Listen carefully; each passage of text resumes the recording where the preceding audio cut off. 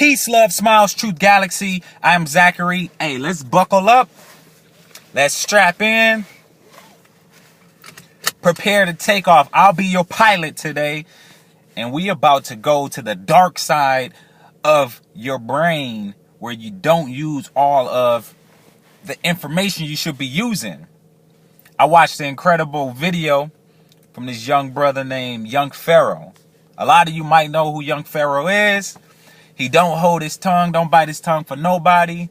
A lot of people say he rub people the wrong way because he be going at people's neck. But he be telling and speaking his truth. And he be coming with a lot of big major points. And it's all for the betterment of trying to open people's mind. And to have them stop being dusty, crusty people out here doing some negative things. So the video that I watched by Young Pharaoh was in regards to black on black crime. And in the beginning, he gives those that are watching a little tidbit, because he said even himself was once a believer in, you can't say black on black crime because there's white on white crime and Mexican on Mexican crime and Chinese on Chinese crime. Of course, all of that makes perfect sense. He's not disagreeing with you. He's just saying that it's an excuse and a reason to continue to do the foolishness and the degenerative actions, and just to have excuses and reasons to keep on doing these things, because all of those communities that you named, they have a system of justice that is dealt with or comes down, rather that's cooperating with law enforcement or cooperating with whoever is their community leader. That's what's lacking in the black community. I took some notes on what the brother was saying. I even reached out to him and said, like, hey, I left a comment and letting him know, like, I like this video, bro. I'm going to do a version of this video and spread the word, because you brought a lot of insight, a lot of points that even myself was overlooking. And I think the best that we could do is have these conversations. And if Young Pharaoh or myself or anybody else is incorrect, please correct us. Get us calibrated. If we don't have the conversations and we're just sitting on the sideline complaining and moping and just being dusty, like, that ain't helping nobody. As we all mature and get older, sometimes there's new lives brought into the fold. So we got to think of the next generation. And we all want our communities to be safe at the end of the day. So he goes in the beginning, he talks about when you think of poor whites. So there's poor white on white crime in trailers and just different parts of the country where it's just poor whites. But those poor whites, a lot of them, most of them, many of them are cooperative. You got your witnesses, you got your neighborhood members that cooperate with police, because why? They want justice to be served. They might be living in an area where it's dangerous. There's parts of Detroit like Hazel Park. It's a white hood. Like, so like there's parts around this country where it's just white hoods or white ghettos or white urban decay, right?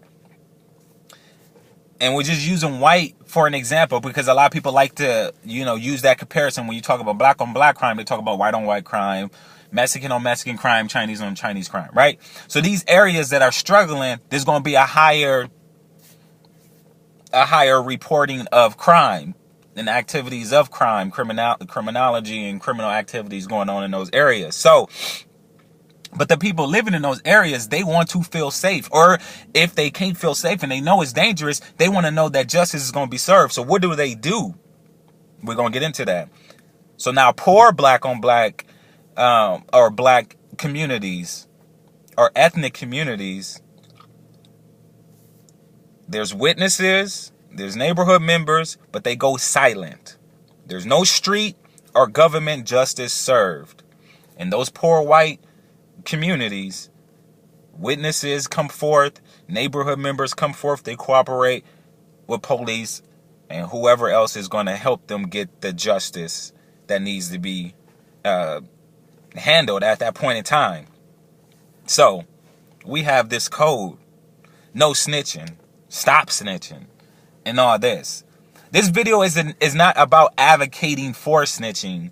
It's just, if you're not going to snitch, we need to have some type of infrastructure in place where our street, either the street leaders or community leaders or whoever call themselves running the block, they need to be enforcing that justice gets served. Because when stray bullets go around and they kill a little cousin or a niece or, grandma down the block, who's doing something about that? Everybody's scared to talk up and speak up, and nothing's being done. So no one's talking to law enforcement because we don't trust the law. But no one that is supposed to be the leaders of the community is doing anything to get justice served for that crime that has taken place. So that's what Brother Young Pharaoh, in a nutshell, was talking about. So you got justice not being served to the black community. So no snitching only works if justice, at least of any kind, is served, especially for innocent bystanders due to stray bullets and etc. White people talk to police. They show up at court. They read a long essay report on how the incident impacted their livelihood, and they don't feel safe. Think about this. When something goes down, white people, they report, they got the whole report. They spill the beans to the police. The court date gets set. They show up to court. They go to court. They don't skip out on the court date. Not only do they go to court, they cooperate and go further by participating. They come with a prepared letter that they wrote, an essay, and talk about the whole situation that happened, their emotions attached and feelings attached, how they feel, how their family feel, how their friends feel, how their safety is threatened. They do their homework so that situation cannot happen again. Black people ain't doing all that.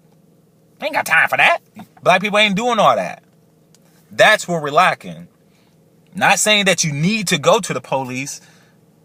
It's just, if you're not going to go to the police, which I'm calibrated with you on that, if you don't feel like you can trust law enforcement, but there need to be community leaders that you can go to that's going to help you get that justice served, and that can bring some safety and comfort and have the communities be a welcoming space. People shouldn't be living their life in fear and going around thinking that, a stray bullet can take them or one of their loved ones out.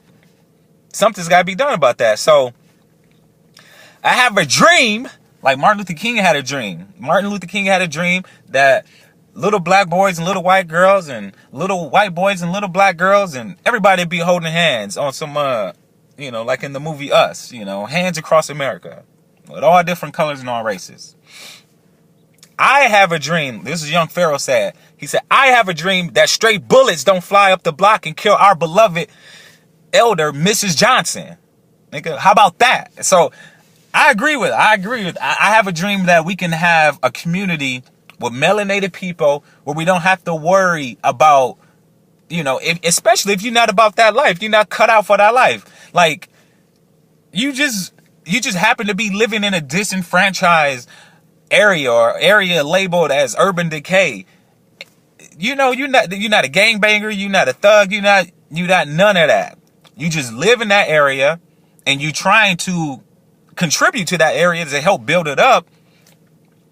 Or maybe you're not. Maybe you're just there, you living there, minding your business, working and doing what you got to do, raising a family, and you just hoping that nothing crazy happens. And if something crazy happens, will justice be served so it doesn't happen again? So there's a such thing as white privilege, and as Young Pharaoh called it, nigga privilege. But I'm just say white privilege, and let's call it ghetto privilege. All right. So let me see where I'm at with my notes. Okay. So the destruction of the black community is envy, jealousy, and ego. Envy, jealousy, and ego are the killers in the black community. It's not really money. It's someone being envious, someone being jealous, or someone having an ego thinking they did, and all of these things kind of coincide and just becomes detrimental to the black community. White privilege is when white people are being oblivious, blind, and unaware while looking down on other races for being disenfranchised.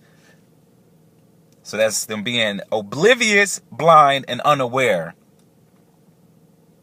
of their success in society, their success in climbing and being and reaching certain social class and stature, and just like kind of downing other people or being condescending in a way to other people that haven't achieved that level in this society, and they don't seem to understand like what put them in that position, or what put them in that that category where they can achieve greatness faster, quicker, more efficiently, just to work the system. Like you got, a redlining where certain banks would, give the mortgages for the housing situation for white people favorably over black people, Latinos, other people, other different ethnicities and races. So you got that's the white privilege. And there's a whole lot more to that, but we're gonna go into ghetto privilege. Ghetto privilege is going through turmoils with these white people or these oppressors from then to now, with people or the government giving black people these tools to destroy themselves, whether it's guns, whether it's drugs, what you name it, whatever it is. These things that are destroying the people are giving to the people, and the ghetto privilege is the mindset of, so the people turn on each other and they blaming the white people or the government or whoever for the trap that they were put in. So the excuse and the reason is to use these guns and these drugs and anything else that's decaying and destroying and bringing down the community. They blaming it. Like you don't have any self-control. Like it's crazy. But at the same time, it is a dynamic situation, but there is no excuse and no reason. And if you're fighting yourself with an excuse and a reason, it's because there's something in you that wants to continue to be comfortable and content with the excuses and reasons. We have to have accountability. That's just point blank. That's point blank what it is. If you're not going to trust law enforcement, police, government, white people, whatever, okay, not mad at you. If that's how you want to rock, that's how you want to rock. But you can't sit on the sideline and let crazy stuff happen to people in the community. If you're not going to have law enforcement and everybody else come in to try to help, that is paid, tax dollars paid for them to do these jobs, then you need to step up, or there need to be a situation set in line for people to step up, a community to protect people living in the neighborhood. So now I'm getting into that. I'm getting into that structure. White people, white neighborhoods, and not just white, but a lot of people like to polarize and go with this black and white thing. So that's what I'm using for now. But, there's different ethnicities and races as well. But for instance, we're using this because I'm going off of Young Pharaoh's video. He said white people have strong neighborhood watch associations. NWA, neighborhood watch associations. And justice is served time and time again and again, over and over, because they cooperate with each other, with the government, whoever, to make sure that's a safe neighborhood. Think about when you go into any white neighborhood that has neighborhood watch associations, you see those posts and those signs, all that in that neighborhood. 9 out of 10 times, if you looking suspicious and you acting suspicious, you gonna see whoop, whoop, whoop, whoop, them boys is going to pull up on you. What you doing here? What you doing around yonder? So we don't have that in our community, but we need to. So that's how we need to start building our infrastructure. Our communities, we have signs that say drug and gun free zone, but those be the places that have the most drugs and guns. So it's like, okay, clearly this is a rough area because the sign is there trying to advocate and tell people not to be doing that stuff. But who's there to protect the people? Where's the group? Where's the neighborhood watch association to make sure that it is a drug and gun free zone? So no justice is being served on a street level or a government level because there's no kind of cooperation. And I'm not saying this is absolute, because there are thriving, successful black communities and neighborhoods that have these structures and infrastructures in place, and they don't have to worry about black on black crime. There's harmony, there's peace, and it's just like any other place that, you know, a suburb or any other place that feel you can walk down the street and you don't feel there's a fear of being alone even at night. You know, there's, you know, another thing that I in class we were just talking about in our social science stats class. We're talking about home ownership between blacks and whites, and how there's more white people that own and there's more black people that rent. And then also we talked about the statistics of male to female of feeling is there a fear of walking alone at night, and why is that fear there? You know, so this all goes into play with the neighborhood watch associations, the drug and gun free zones and things like that. Black people, not all. So I hate making absolute statements, and I hate making gross generalizations. I don't like that. But there are some black people that clout chase. We got some clout chasers in our communities, some chain snatchers, and just they thrive off of that. They thrive off of negativity. They thrive off of getting that attention. It goes back to envy, jealousy, and ego. Now you think of like our rap superstars, our musicians, our celebrities, the movie stars, and all that stuff. And if anybody came from the hood and still claimed the hood after they made it, the clout chasers are looking to snatch their chain, their jewelry, to rob them, stick them up, do all these things to these people. And back in the day, it used to be like, all right, that person just got rinsed out. But now it's like people show it off. Those are clout chasers. They want to which is incriminating themselves, silly, but you know, just this energy of to take from each other, envy, jealousy, and ego. You know, to kind of stunt and show off and be flashy and belittle each other. And again, this is just some. It's not everybody. So you got the clout chasers. Now think of like the white community. Justin Bieber. If Justin Bieber got his butt robbed, you know, everything, jewelry, you don't find white people on social media talking about, yeah, I got that Canadian chain. I got Justin Bieber. You know, they're not showing off that piracy. They're not, you know, got the goods in there. They're not clout chasing. Now, there's another thing where, you know, we do this whole no fly zone, bro. You can't come around. What you doing around? You can't come around here. No fly zone. Or you got to check in. You know, if you about that life or you come from that life, you got to check. Sometimes if you ain't even about that life. Sometimes if you're not even with this, you got to check in. No, who does that in the white community? Taylor Swift, you know, she got a show somewhere. She don't got to check in by the KKK or a white person or white people or a white group. You know what I'm saying? So, like, these are the points that young Pharaoh is making. So, you know, some people just got every excuse and reason not to come together. Why? Blame. BLAME. Blame. You know what that stands for? Because looking at me ain't easy. I got that from KRS-One. KRS-One is on Cannon's class. Check that video out with Nick Cannon. A lot of information, a lot of jewels being dropped in that. But blame, BLAME, because looking at me ain't easy.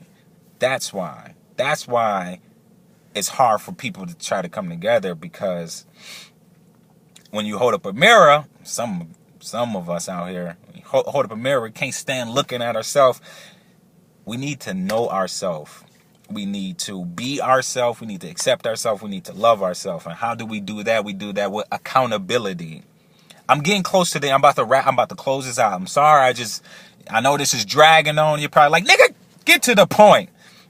Look, accountability. At the end of the day, it's accountability. Envy, jealousy, and that dang on ego is what's killing our black communities.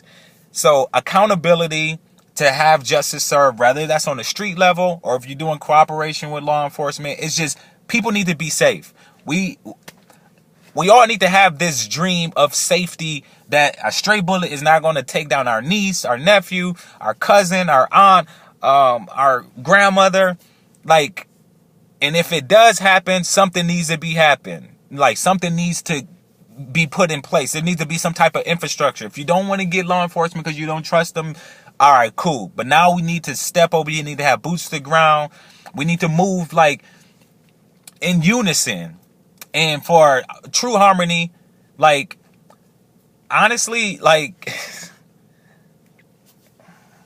there's certain groups of black people that move in harmony. Like, hate it or love it. And I know even brother Young Pharaoh be going at they neck sometimes. But, like, you know, salute to NOI, Nation of Islam, Fruit of Islam, MGT, Nation of Gods of Earth.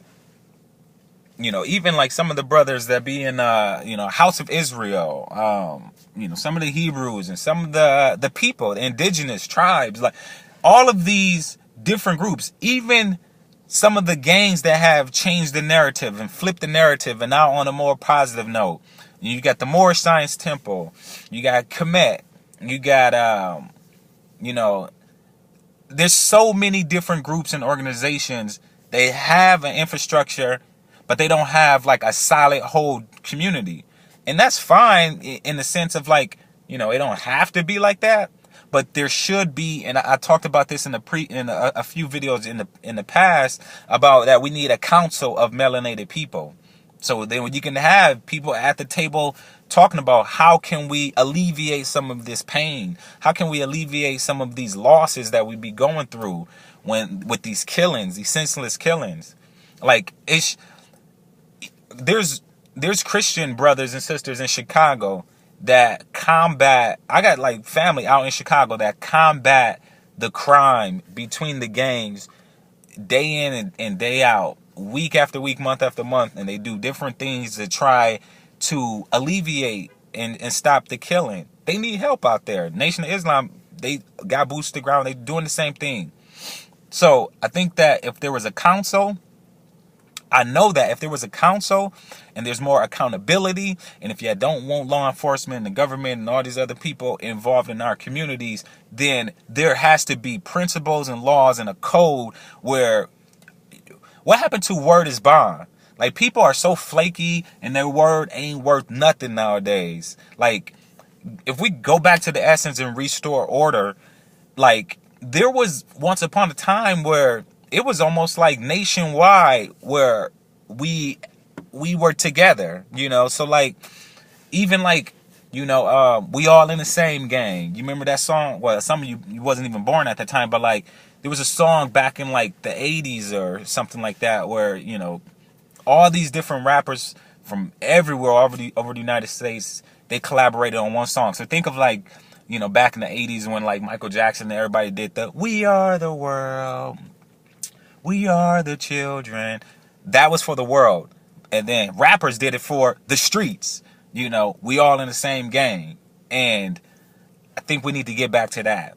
Think about when like hip hop was talking about, history, talking about just upliftment. And it was, your rhymes matter, like your lyricism, your metaphors, your creativity, your it just shows your intelligence. It wasn't about, excuse me, all this flashy, everything that glitter looks like gold. It was more about, like, what are you contributing to the culture? How are you bettering the people?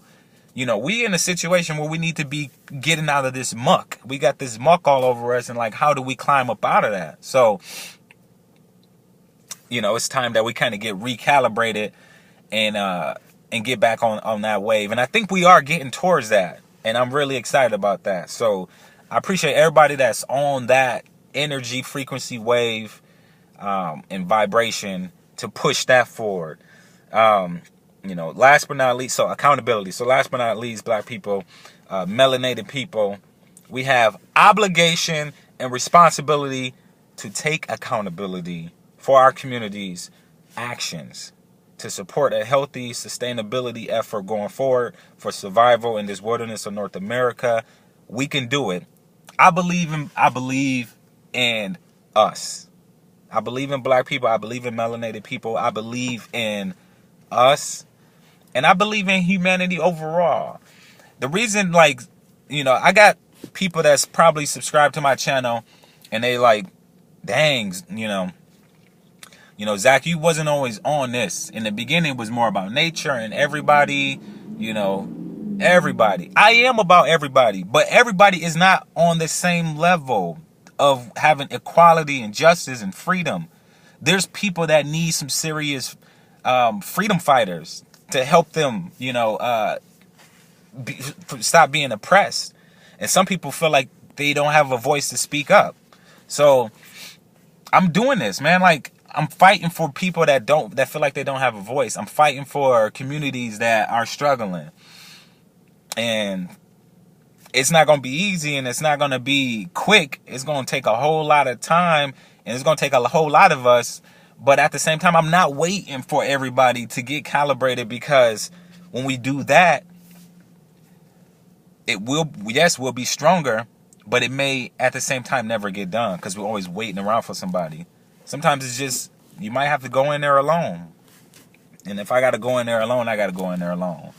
I'd rather not, honestly, I'm not signing up to be a leader. I don't crave that. I don't want that.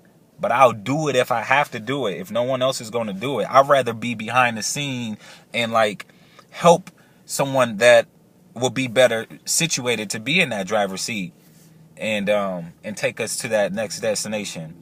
But if nobody's going to stand up and do it, then I'm going to be the pilot. I got to do it. I got to do it. I can't be on the sideline complaining. I can't be on the sideline complaining about these things and nothing is being done, and I'm waiting for the next person. Like, we always waiting for the next leader. Like, other communities, do they have a leader that look like them? Maybe they do, maybe they don't. But we always waiting for someone else to do it. So we just got to do it ourselves, and quit with all these excuses and reasons. It don't got to be perfect. It just got to be done.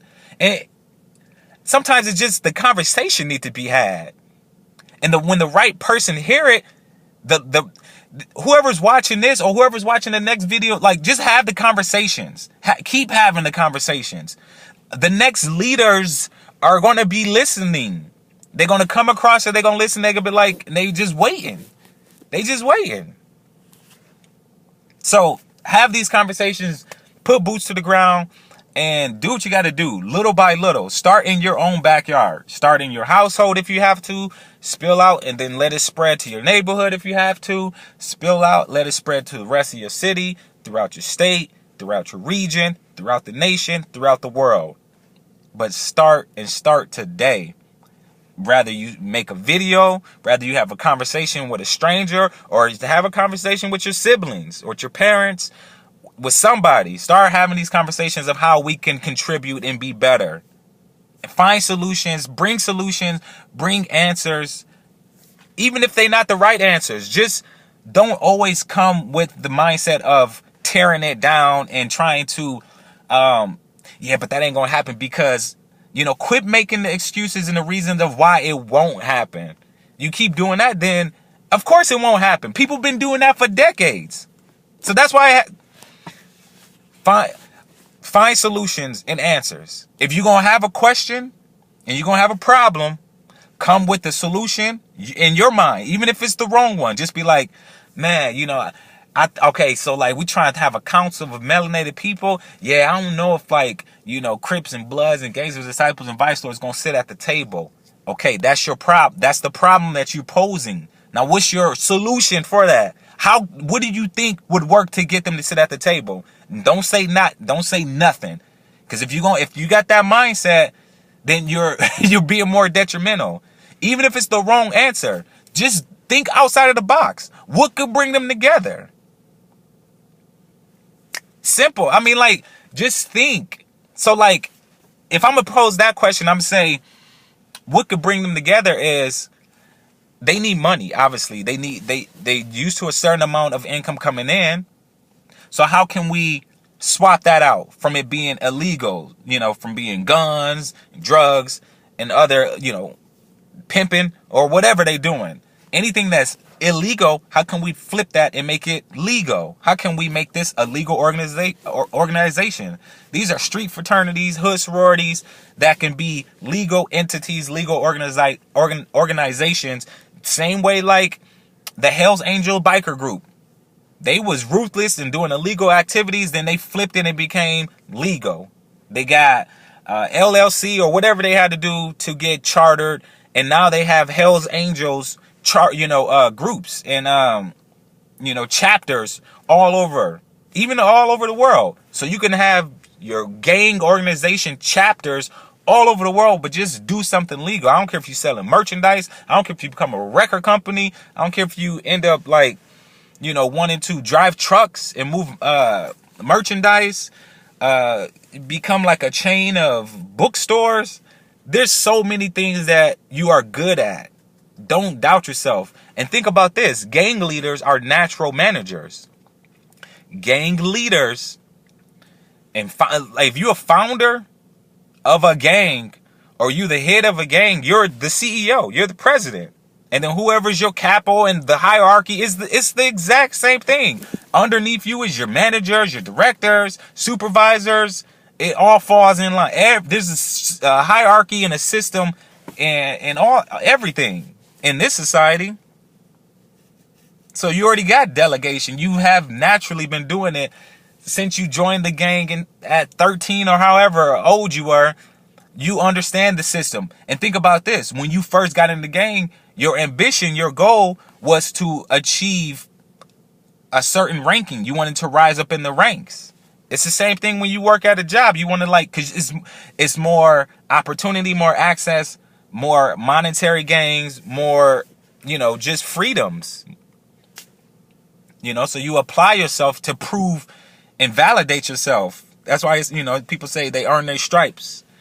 So it's the same way in the corporate world.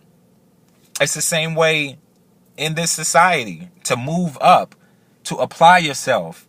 Meritocracy is based on merits. It's based on and sometimes it's not. Sometimes it's just nepotism, related to someone or someone that they know. They just, they network and hook that person up and they, because they like that person. But so no excuses. I mean, if you bring in a problem and you bring in a question, come with a solution and an answer. Again, apologize for this being super long.